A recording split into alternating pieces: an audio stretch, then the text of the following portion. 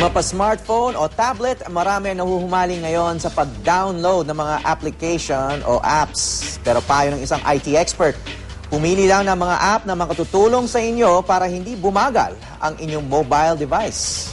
May news to go sa Victoria Tulad.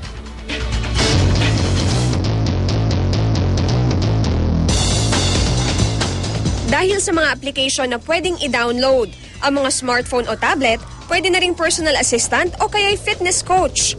Para matrack ko yung mga calories na kinakain ko, ililista ko siya sa fitness app ko. Katulad nitong peanuts na to, 160 calories per serving. Yun yung ililista ko. Si Gladys aminadong hirap magbawas ng timbang.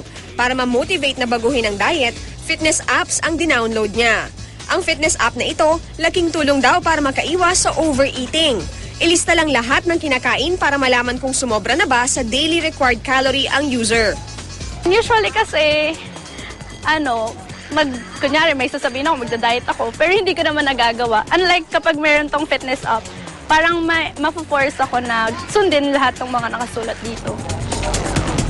Ang IT expert namang si Jerry Liao, fuel band na nakasync sa kanyang smartphone ang gamit para ma-monitor ang kanyang kalusugan.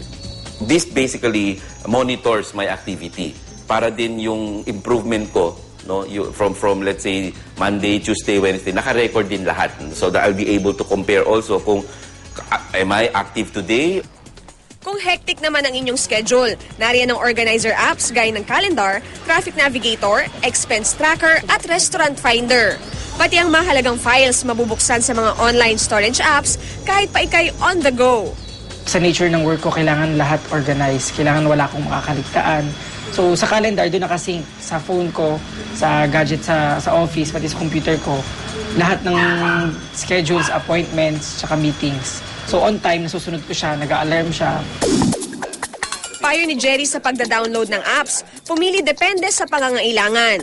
Para hindi bumagal ang inyong gadget, i-uninstall o burahin ang mga hindi nagagamit na app at i-update ito kung kinakailangan. Basahin ang reviews mula sa ibang users at lagyan ng password ang gadget pangontra sa hackers. Victoria Tulad, GMA News.